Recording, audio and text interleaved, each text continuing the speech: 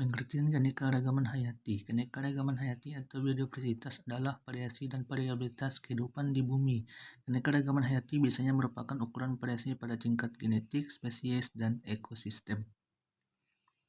Keanekaragaman hayati dibedakan menjadi 3 tingkatan, yaitu keanekaragaman tingkat gen, keanekaragaman tingkat spesies, dan keanekaragaman tingkat ekosistem.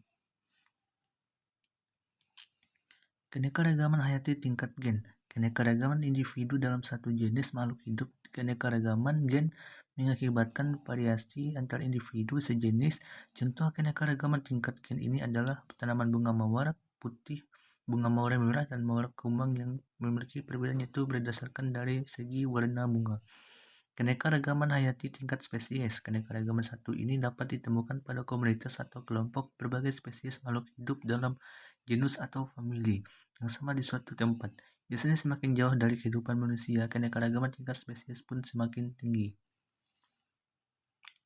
Keanekaragaman hayati tingkat ekosistem. Keanekaragaman hayati tingkat ekosistem merupakan keanekaragaman yang terbentuk sebagai akibat dari adanya varietas interaksi kelompok makhluk hidup dengan lingkungannya. Variasi interaksi tersebut akan menghasilkan tipe lingkungan yang berbeda pula. Persebaran flora dan fauna di Indonesia. Keanekaragaman individu terbagi menjadi 3 wilayah, yakni Indonesia Barat, Timur, dan Tengah. Persebaran flora dan fauna di dunia: hutan hujan tropis, hutan musim tropis, hutan gugur, taiga, tundra, gurun, dan padang rumput. Kalian tahu gak sih kalau perubahan iklim bisa mengganggu populasi 80% biomasa mamalia dan 50% biomasa tumbuhan.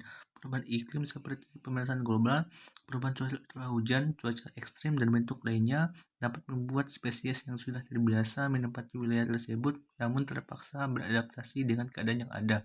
Oleh karena itu, kita harus meminimalisir terjadinya perubahan iklim dengan pengurangan emisi, restorasi, dan penelondongan, manajemen penggunaan lahan yang cerdas saat melakukan kegiatan dan menjaga melestarikan tanaman, menanam pohon, aktif berkampanye peduli lingkungan adalah langkah yang biasa kita lakukan.